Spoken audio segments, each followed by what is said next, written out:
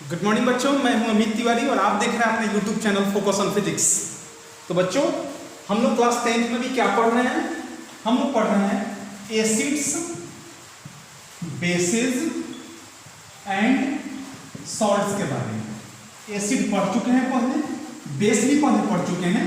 अब क्या पढ़ना है आपको? सॉल्ट्स के बारे में पढ़ना है, नमक के बारे में पढ़ना है, ठीक है ना। तो सॉल्ट्स के बारे में भी कुछ हम लोग पढ़े थे, इसके बारे में स्टडी किए थे। आज इसके प्रिपरेशन को देखेंगे और हम लोग आज सॉल्ट्स में इसके प्रिपरेशन और इसके फिजिकल प्रॉपर्टीज के बारे में स्टडी करेंगे। और साथ में हम लोग पढ़ने वाले हैं कि सॉल्युबल और इनसॉल्युबल सॉल्ट की पहचान कैसे की जाए। बड़ा बेहतरीन टॉपिक है, ध्यान से देखिएगा। सबसे पहले देखते हैं हम लोग, सबसे पहले देखते हैं प्रॉपर्टीज, यानी कि फिजिकल प्रॉपर्टीज। देखिएगा ध्यान से, physical properties of salts. Salt की क्या फिजिकल प्रॉपर्टी देखनी है। नंबर 1, एक नंबर में देखिए, नंबर 1 में आता है कि दे आर, याद होगा आप लोगों को, दे आर इलेक्ट्रोवैलेंट और आयोनिक कंपाउंड। अगर इसके पहले वाले वीडियो को आप देखे होंगे, लेक्चर को देखे होंगे, तो पता होगा कि इलेक्ट्रोवैलेंट क्या होता है। जैसे कि metal non metal, for example sodium chloride लिख दिए तो सोडियम मेटल और क्लोरीन क्या हो गया? Non metal. तो मेटल नॉन मेटल जब एक साथ रहना शुरू कर दे तो कौन सा बॉन्ड बनाता है? इलेक्ट्रोवैलेंट बॉन्ड बनाता है और उसको आयोनिक कंपाउंड कहते हैं। सेकंड नंबर पॉइंट में आता है, ध्यान दीजिएगा, कि इट कंडक्ट इलेक्ट्रिसिटी। किसके साथ? जो वाटर के साथ इसको डिसॉल्व किया जाता है तो क्या करता है? इलेक्ट्रिसिटी कंडक्ट करता है। थर्ड नंबर में आता है it possesses high melting and boiling point. High melting and boiling point होते हैं। और सबसे लास्ट में आता है it is best electrolyte. It is best electrolyte. जब इलेक्ट्रोलाइसिस प्रोसेस करते हैं तो उसमें सॉल्ट को हम डालते हैं, ठीक है ना, किसके रूप में? इलेक्ट्रोलाइट के रूप में। तो ये कौन सा प्रॉपर्टी हो गया? ये आपका फिजिकल प्रॉपर्टीज ऑफ सॉल्ट हो गया, जिसके बारे में मैंने 4 पॉइंट आपको डील किया। इसी में एक पॉइंट आता है, देखिए, हाइड्रेटेड सॉल्ट, जिसके बारे में पहले हम लोग पढ़ चुके हैं। हाइड्रेटेड सॉल्ट के बारे में देखिएगा, वाटर, ध्यान से देखिएगा, water molecules associated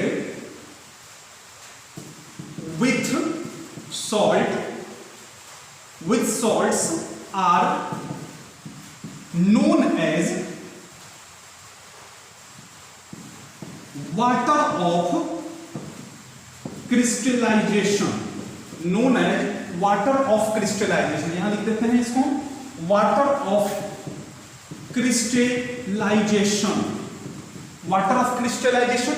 and this type of, ध्यान से देखिएगा, this type of salts are known as, this type of salts are known as hydrated salt।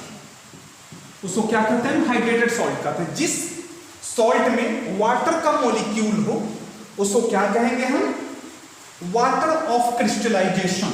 देखिए, वाटर ऑफ क्रिस्टलाइजेशन यानी कि उसमें वाटर क्रिस्टल के फॉर्म में होता है। और इस टाइप के साल्ट को क्या कहते हैं हम? हाइड्रेटेड साल्ट कहते हैं। फॉर एग्जांपल देख लीजिए, फॉर एग्जांपल लिख दें अगर हम CaSO4 into 2H2O, calcium sulphate dihydrate, किसका फॉर्मूला होता है? इसका नाम दे सकते हैं हम कैल्शियम सल्फेट डाइहाइड्रेट।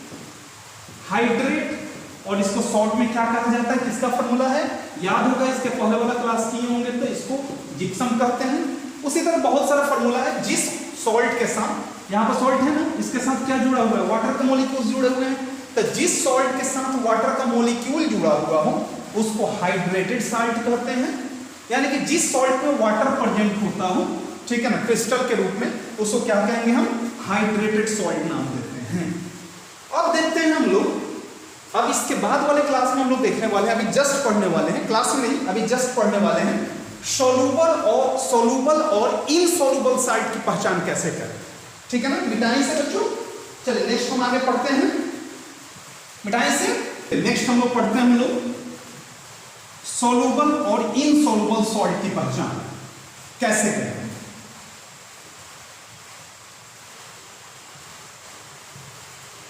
सोलूबल और इनसोलूबल सॉल्ट की पहचान देखिए, आप क्या कीजिए, 1 ग्राम सॉल्ट ले लीजिए, फिर 100 ml वाटर ले लीजिए और 298 केल्विन और 298 केल्विन टेम्परेचर ले लीजिए।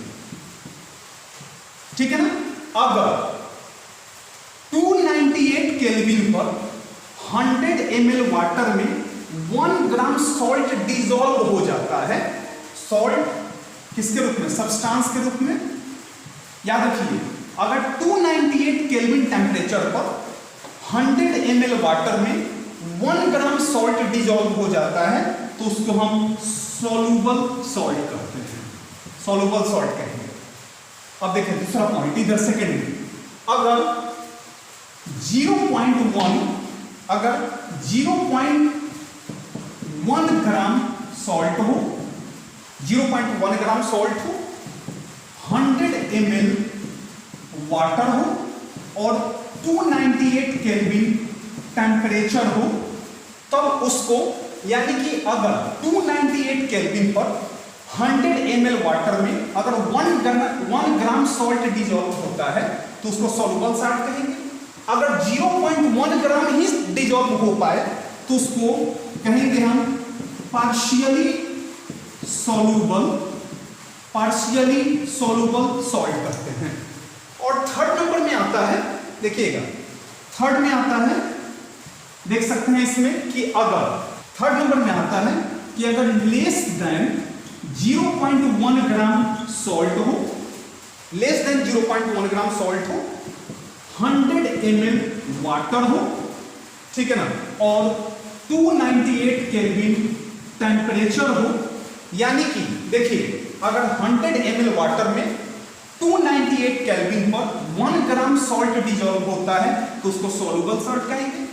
अगर 0.1 ग्राम ही डिसॉल्व हो पाया तो उसको पार्शियली सोलूबल सॉल्ट बोलेंगे, यानी कि कंप्लीट रूप से वो सोलूबल नहीं होगा। लेकिन अगर 0.1 ग्राम से भी कम डिसॉल्व हो पाता है तो उसको इनसोलूबल सॉल्ट कहते हैं, उसको इनसोलूबल सॉल्ट नाम दिया जाएगा, उसको क्या कहेंगे हम, इनसोलूबल सॉल्ट कहेंगे। इसका डेफिनेशन क्लियर कर देते हैं हम कि if at least 1 gram of salt is dissolved in 100 ml of water at 298 Kelvin, then it is called soluble salt. It is called soluble salt. अगर पार्शियली सोलूबल सॉल्ट का definition देना हो तो क्या करेंगे हम, 1 ग्राम को 0.1 ग्राम लिख देंगे, बाकी सब तो वही है ना, देखिए 0.1 ग्राम है, यहाँ पर 1 ग्राम है, बाकी देख लीजिए 100 ml तो 100 ml, 298 केल्विन 298 केल्विन, यहाँ पर भी यहाँ पर 0.1 ग्राम है, यहाँ पर कितना है, लेस देन 0.1 ग्राम है, ठीक है ना। वाटर का अमाउंट 100 ml है, इसमें भी 100 ml है, टेम्परेचर 298 केल्विन है, टेम्परेचर 298 केल्विन है, यानी कि चेंज क्या हो रहा है, सॉल्ट के मैग्नीट्यूड, सॉल्ट का जो क्वांटिटी है, डिसॉल्विंग क्वांटिटी है, वही चेंज हो रहा है। इसमें डिसॉल्व हो रहा है 1 ग्राम, इसमें 0.1 ग्राम डिसॉल्व हो रहा है, इसमें लेस देन 0.1 ग्राम है। तो अगर मान के पार्शियली सोलूबल सॉल्ट का डेफिनेशन पूछे तो बोलेंगे कि इफ एट लीस्ट, तो बोलेंगे if at least 0.1 gram of salt is dissolved in 100 ml of water at 298 Kelvin, then it is called partially soluble salt. अगर insoluble salt को डिफाइन करना हो तो बोलेंगे if at least less than 0.1 gram of salt is dissolved in 100 ml of water at 298 kelvin, then it is called insoluble salt. यानी कि तीनों का डेफिनेशन इसी में जुड़ा है, बस थोड़ा सा क्या चेंज करना है, इसको चेंज करना है। सॉल्युबल के लिए 1 ग्राम लिखना है, पार्शियली सॉल्युबल के लिए 0.1 ग्राम लिखना है और इनसॉल्युबल सॉल्ट के लिए कितना लिखना है, लेस देन 0.1 ग्राम लिखना है। ये तो बात आएगी कि ये डिसॉल्व करके देखना होगा, तब पता चलेगा कि सॉल्युबल है और इनसॉल्युबल है। लेकिन केवल नाम पढ़ करके, किसी सॉल्ट का केमिकल फॉर्मूला देख करके हम कैसे पहचाने कि सॉल्युबल है कि इनसॉल्युबल है? ठीक है ना बच्चों? तो देखते हैं, हम लोग उसको भी देखते हैं मिटाई से। चलिए नेक्स्ट हम लोग देखते हैं कि कैसे पहचाने हम लोग केमिकल फॉर्मूला देखकर कि कौन सॉल्युबल है और कौन सा इनसॉल्युबल सॉल्ट है।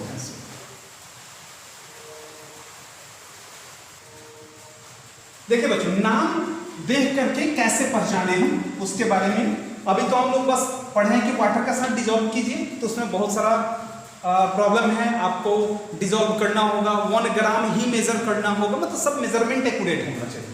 लेकिन नाम देख के भी पहचाना जा सकता है। जैसे एक तरफ लिख देते हैं, ध्यान दीजिए एकदम, बड़ा इंपॉर्टेंट है ये, नेम ऑफ एसिड्स, यहां पर लिखते हैं सॉल्युबल इन वाटर और यहां पर लिखते हैं इनसॉल्युबल इन वाटर। सब वाटर में सॉल्युबल दिखाया जाता है। अब नेम ऑफ एसिड्स इधर हो गया, ये सॉल्युबल हो गए एग्जांपल के साथ में, और ये इनसॉल्युबल हो जाएंगे। अब देखिए नंबर फर्स्ट में आता है, 1 नंबर, देखिएगा ध्यान से, फर्स्ट नंबर में salt of sodium, potassium and ammonium, यानी जिस सॉल्ट के साथ आपको सोडियम, पोटेशियम और अमोनियम दिखे, यानी कि Na, K और NH4 आपको दिखे, आप समझ जाएंगे कि वो सॉल्युबल है, ये इनसॉल्युबल नहीं होता है। यानी जिसके साथ भी, जैसे कि NaCl, Na2SO4, जिसमें सोडियम, जैसे कि यहां पर लिख देते हैं अगर हम Na2CO3 सोडियम कार्बोनेट, यहां पर क्या है, सोडियम है ना, सोडियम है, तो आप बस नाम देख के पहचान सकते हैं कि सॉल्युबल है कि नहीं है।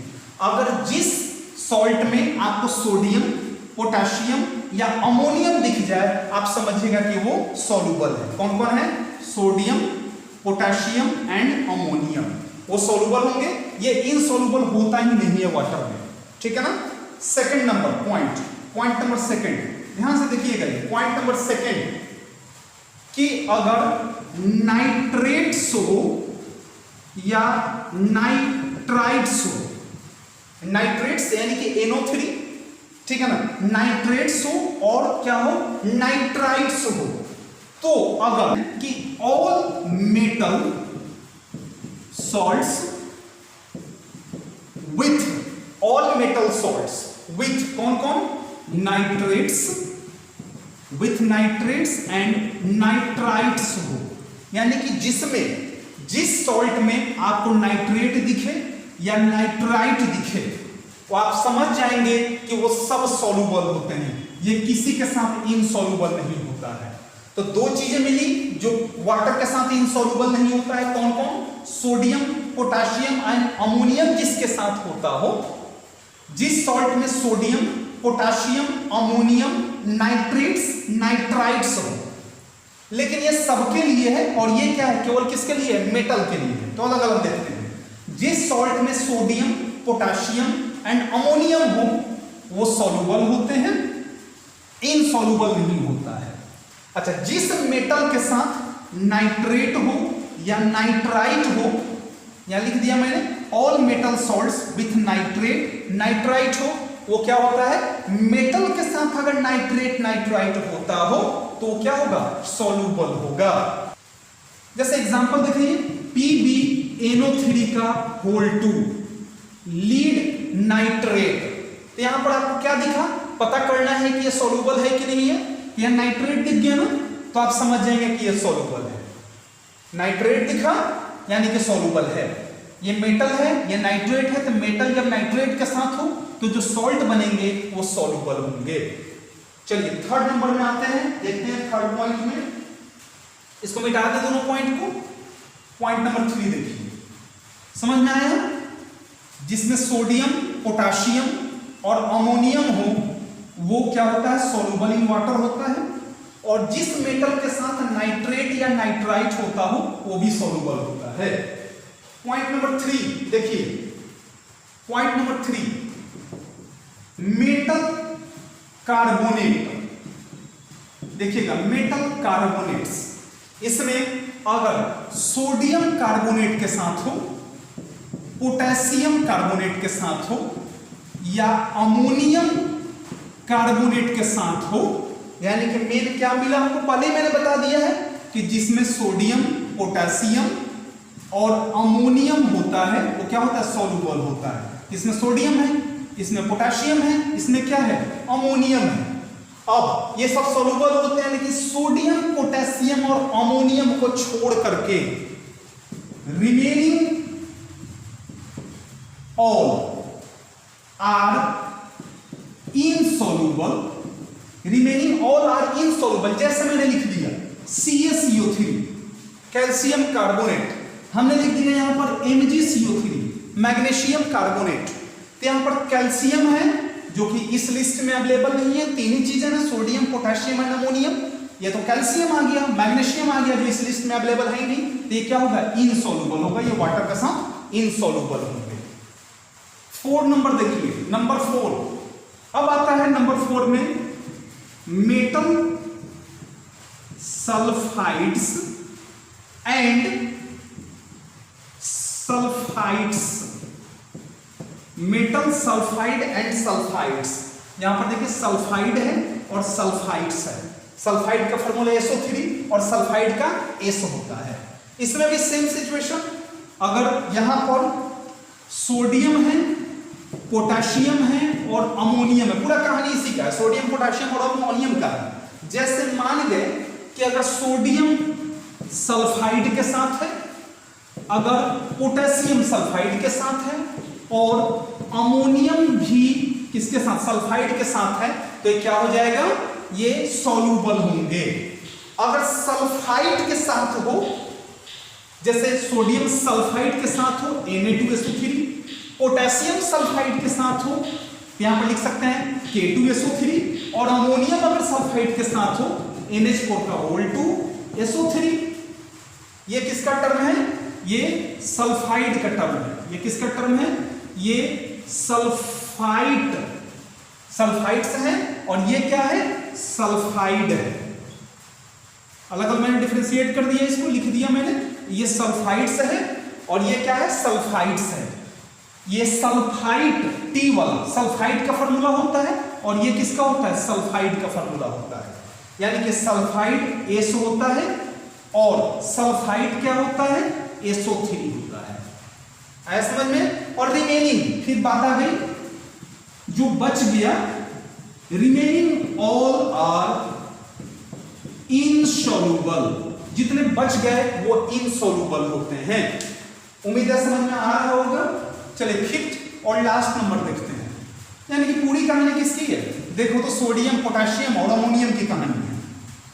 एक ही बात में तो खत्म कर दो कि जिसमें सोडियम हो, पोटेशियम हो और अमोनियम हो वो सॉल्युबल होता है, बाकी सब के सब क्या होते हैं? इनसॉल्युबल होते हैं। अब देखिए, अब आता है 5 नंबर में फॉस्फेट्स के साथ। फॉस्फेट्स के साथ फिर सेम वही सिचुएशन, अगर सोडियम फॉस्फेट के साथ है Na2SO4, अगर पोटेशियम फॉस्फेट के साथ में है या अमोनियम फॉस्फेट के साथ में है तो सब के सब क्या होंगे? सॉल्युबल होंगे। Rest all are insoluble. जैसे मान लिया कि एल्युमिनियम हो फॉस्फेट के साथ तो Al2SO4 का होल 3 ये क्या हो जाएगा? इनसॉल्युबल हो जाएगा। तब तो समझ में आ गया कि कैसे पहचाने कि कौन सॉल्युबल है कौन इनसॉल्युबल है। बस कहानी किसकी है? सोडियम की, पोटेशियम की और अमोनियम की। ये तीन चीजें जिनमें होंगी वो क्या होगा? सॉल्युबल होगा। मिटाएं बच्चों, इसे समझ में आ रहा होगा? गुड, समझो अच्छे से।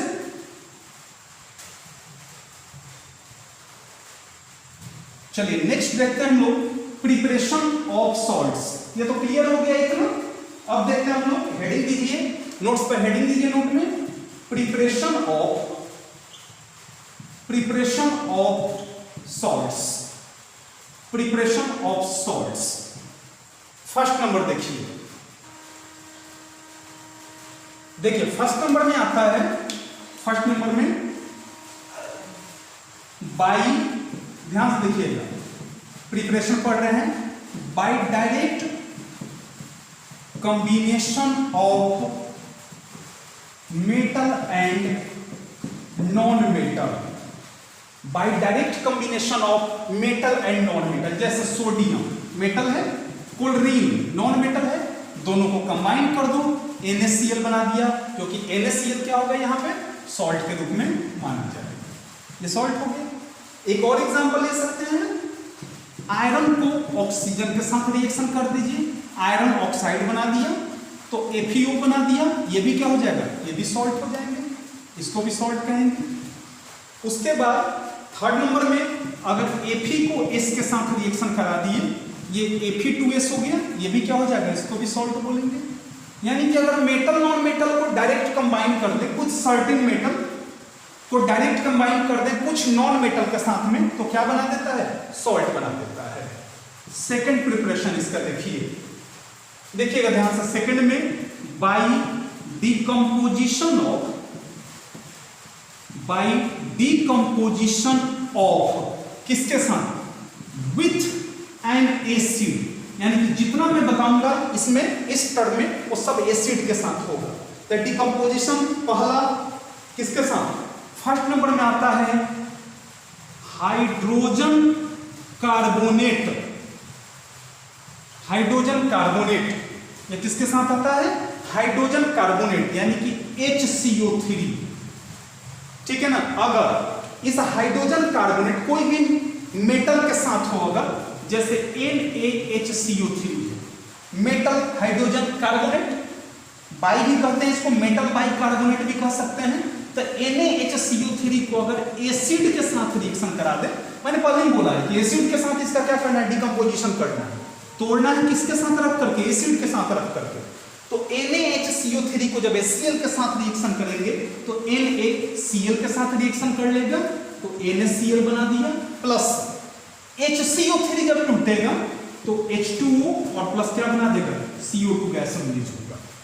एक और एग्जांपल इसका देख लेते हैं, जैसे CaHCO3 का होल 2 है, अगर इसको हम H2SO4 के साथ रिएक्शन करा दें, H2SO4 के साथ, तो क्या बना देगा, CaSO4 और प्लस H2O प्लस CO2। आपको बैलेंस करना होगा, ये नॉन बैलेंस्ड है या अनबैलेंस्ड इक्वेशन है, याद रखिएगा, you will have to balance, आपको बैलेंस करना होगा, नहीं तो गलत होने का चांस रहता है। मैं बैलेंस नहीं कर रहा हूं क्योंकि बैलेंसिंग का प्रोसेस मैं आपको बता चुका था पहले।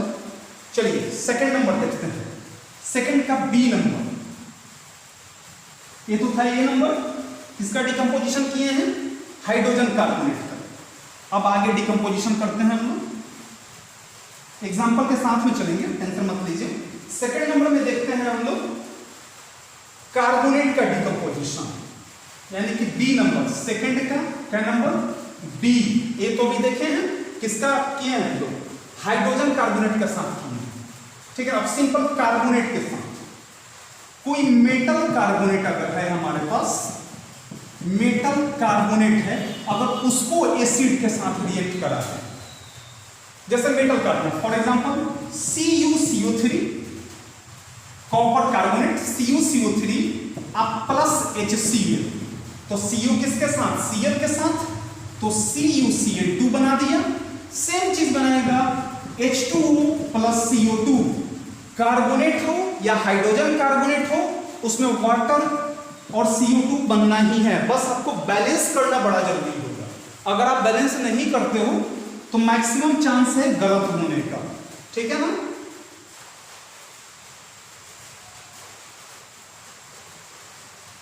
उसके बाद देखिए, अगर हमारे पास MgCO3 है, मैग्नीशियम कार्बोनेट है, इसको हम H2SO4 के साथ रिएक्शन करा दें तो क्या बना देगा, MgSO4 plus H2O plus CO2। तो ये जो MgSO4 हुए या CuCl2 हुआ, ये सब के सब क्या होंगे, सॉल्ट होंगे। सी नंबर देखिए, पॉइंट नंबर सी, सेकंड का सी नंबर, इसमें हम किसको तोड़ रहे हैं, सल्फाइड्स को तोड़ रहे हैं। सल्फाइड का फॉर्मूला होता है SO3 पर डबल बॉन्ड, सल्फाइड रहने मेटल सल्फाइड को, यानी इसमें हम क्या करेंगे, किसी मेटल सल्फाइड को हम एसिड के साथ रिएक्शन करा देंगे तो भी सॉल्ट बन जाएंगे। जैसे मान के हमारे पास अगर Na2SO3 हो, क्या है, sodium sulphide, Na2SO3 sodium sulphide हो, इसको सिंपल HCl के साथ रिएक्शन करा दीजिए तो सोडियम किसके साथ, क्लोरीन के साथ, बड़ी आसानी से सोडियम क्लोरीन क्या बच गया, देखिए HSO3, तो इसमें टूटेगा तो क्या बनाएगा, प्लस H2O प्लस SO2 इसमें रिलीज होगा, SO2 तो बनाना ही है इसमें। उसके बाद एक और एग्जांपल देखिए, अगर हमारे पास NaHSO3 है, इसको हम किसी एसिड के साथ, अगर HCl के साथ ही अगर रिएक्शन करा दें, आप एसिड चेंज कर सकते हैं, कोई दिक्कत नहीं है, अगर रिएक्शन करा दें तो क्या बना देगा, NaCl प्लस फिर क्या बच गया, HSO3, तो HSO3 को तोड़िएगा, लिख दीजिए H2O प्लस SO2। मैं बार बार बोल रहा हूं कि बैलेंस आपको करना होगा। अच्छा, HCl के बदले में अगर आप HNO3 रख लेते हैं, अगर मान गए हमारे पास, आप कहेंगे सर एक ही रिएक्शन बार बार हो रहा है, तो अगर हम Na2SO3 को अगर हम HNO3 के साथ रिएक्शन करा देते, नाइट्रिक एसिड के साथ, तो NaNO3 के साथ रिएक्शन कर लेता, तो NaNO3 और प्लस HSO3 है तो प्लस H2O और प्लस क्या बचता, SO2 होता। सब में सेम ही बनेगा, कोई भी आप एसिड ले लो, मिटाए बच्चों इससे। चलिए नेक्स्ट देखते हैं हम लोग, BC नंबर हो गया। अब इसके बाद वाला देखते हैं टर्म,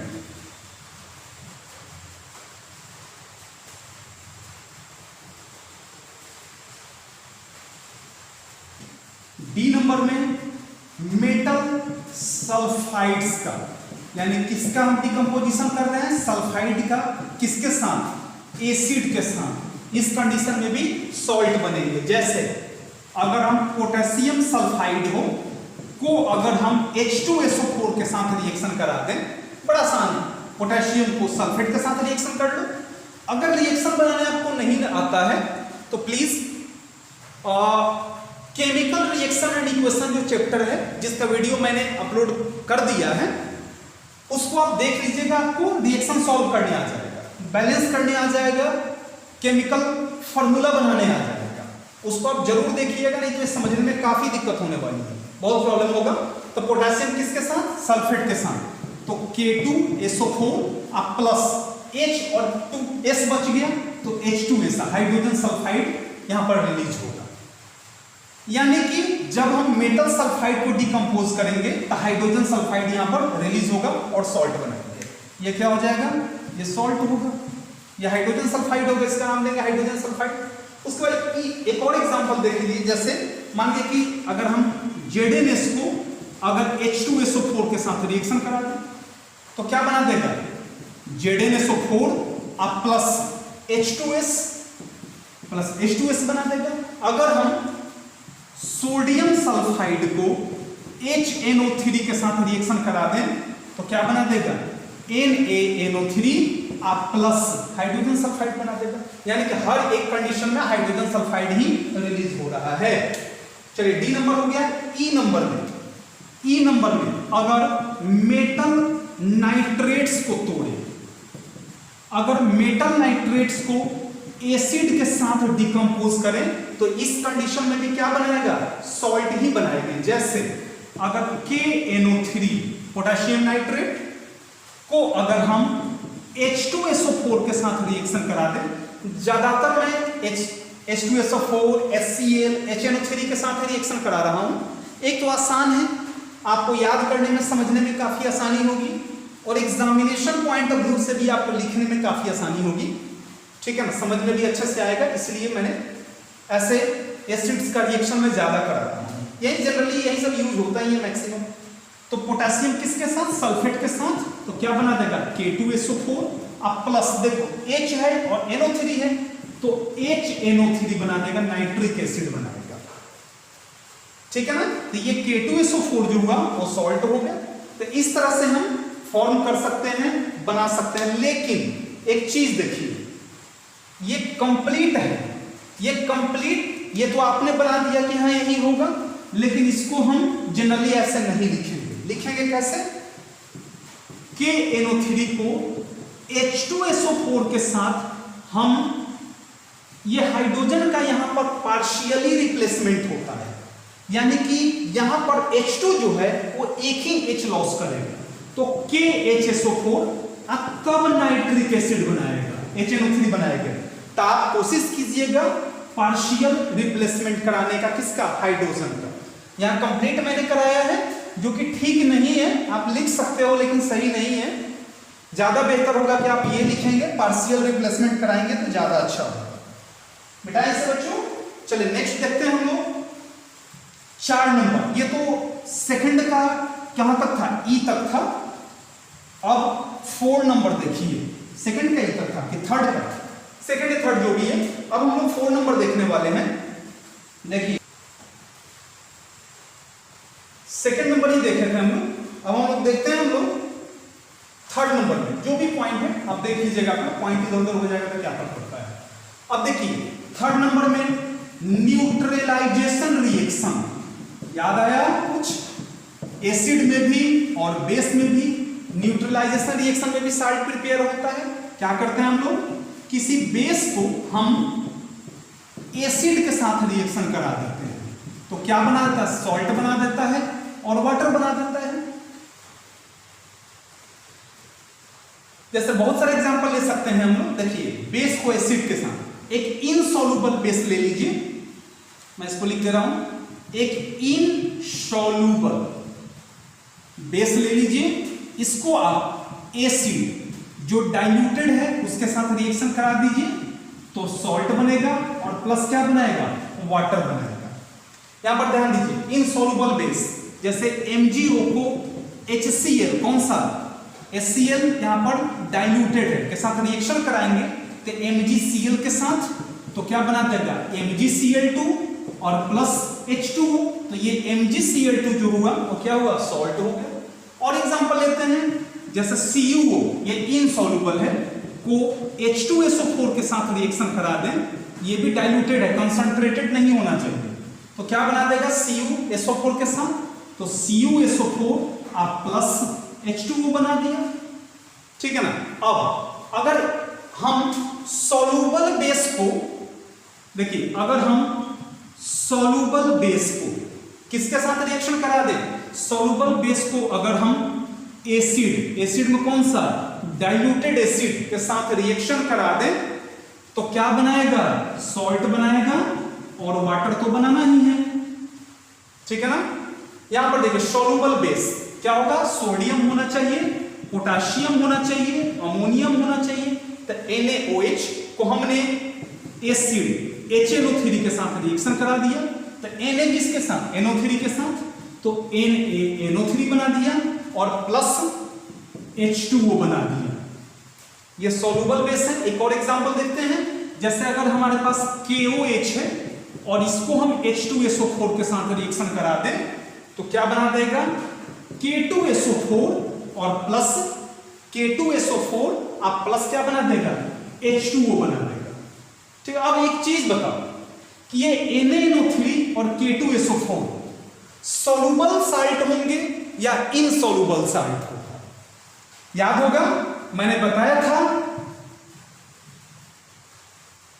याद होगा मैंने बताया था कि जिसमें सोडियम, पोटेशियम और अमोनियम हो वो क्या होता है, सॉल्युबल होते हैं।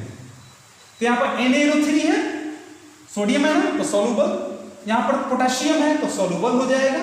जिसमें Na हो, पोटाशियम हो, नाइट्रेट वाली भी कहानी याद है कि नाइट्रेट जब सोडियम के साथ होता है तो सोलुबल होता है। तो ये कौन सा सॉल्ट होगा, इसको मैं लिख दे रहा हूं, ये सोलुबल सॉल्ट होगा। ठीक है ना, क्या होगा ये सोलुबल सॉल्ट होगा बेटा। देखिए सोलुबल बेस जब एसिड के साथ रिएक्शन करेगा तो सोलुबल सॉल्ट बनेगा। और जब चलिए मिटाते हैं, नेक्स्ट देखते हैं हम मिटाने बच्चों। 4 नंबर देखते हैं हम लोग, 3rd 4 का कंफ्यूजन हो गया था। 4 नंबर देखते हैं।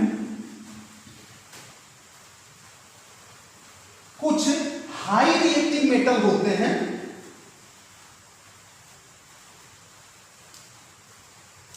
फोर नंबर देखिए, कुछ जो हाई रिएक्टिव मेटल होते हैं, हाई रिएक्टिव मेटल को जब एसिड, कौन से एसिड, डाइल्यूटेड एसिड के साथ रिएक्शन कराइएगा तो भी सॉल्ट बनेगा।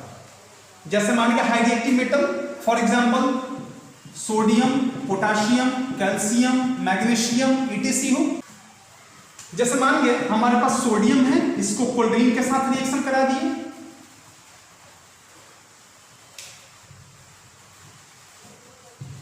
जैसे मान गए हमारे पास सोडियम है, इसको हाइड्रोजन क्लोराइड के साथ रिएक्शन करा दिए। एसिड कौन सा होना चाहिए, यहां पर डाइल्यूटेड एसिड होना चाहिए।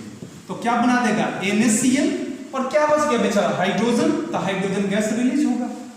फिर उसी तरह अगर हम पोटेशियम को H2SO4 के साथ रिएक्शन करा दें तो क्या बना देगा K2SO4 और प्लस हाइड्रोजन गैस रिलीज होगा। अच्छा ये बात बताओ कि K2SO4 क्या होगा, सॉल्युबल सॉल्ट होगा या इनसॉल्युबल सॉल्ट होगा? पोटेशियम है ना, सॉल्युबल होगा, सोडियम है सॉल्युबल होगा, ठीक है ना। उसी तरह अगर हम कैल्शियम का एग्जांपल ले लें, कैल्शियम को अगर हम HNO3 के साथ रिएक्शन करा दें तो क्या बना देगा CaNO3 का होल 2 और प्लस हाइड्रोजन गैस रिलीज कर देगा। यहां पर नाइट्रेट है और यहां पर सोडियम भी नहीं है।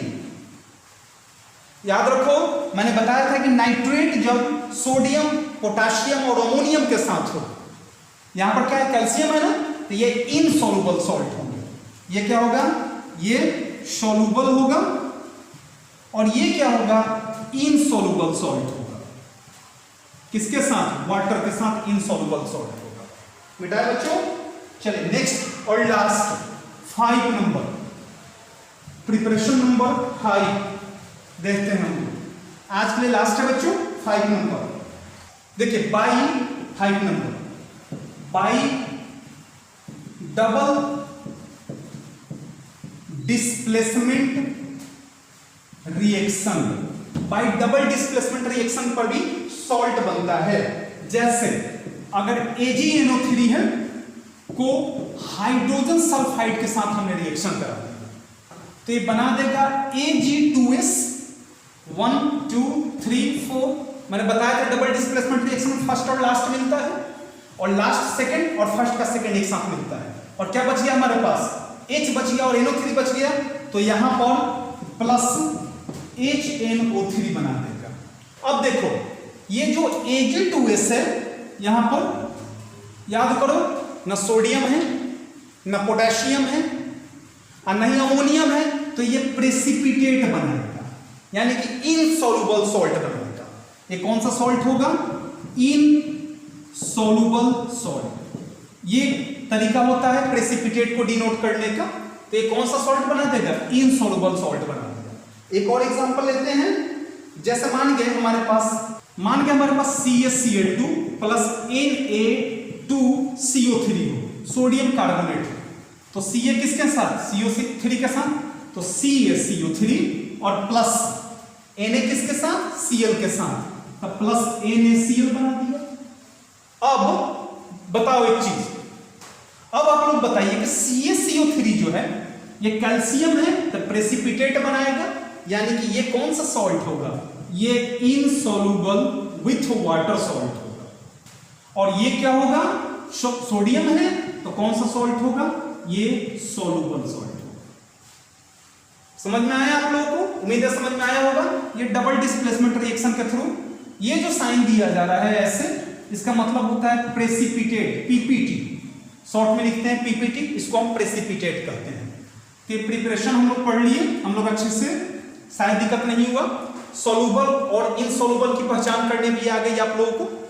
इसके बाद वाले क्लास में कुछ और नए टॉपिक लेकर के आएंगे, कुछ कंपाउंड का फॉर्मेशन पढ़ेंगे, ठीक है ना, जैसे कि बहुत सारे हैं, वॉशिंग सोडा है, ब्लीचिंग पाउडर है, उसके बाद प्लास्टर ऑफ पेरिस है, जिप्सम है, ये सबका प्रॉपर्टी पढ़ना है, केमिकल प्रॉपर्टी पढ़ना है, ठीक है ना, फिजिकल और केमिकल प्रॉपर्टी दोनों पढ़ना है, और बाकी बहुत सारे उसका यूज पढ़ना है, उसका फॉर्मेशन कैसे होता है ये पढ़ना है, बहुत सारे टर्म अभी बाकी हैं। तो आज के लिए बच्चों रहने देते हैं, नेक्स्ट क्लास में जल्दी मिलते हैं।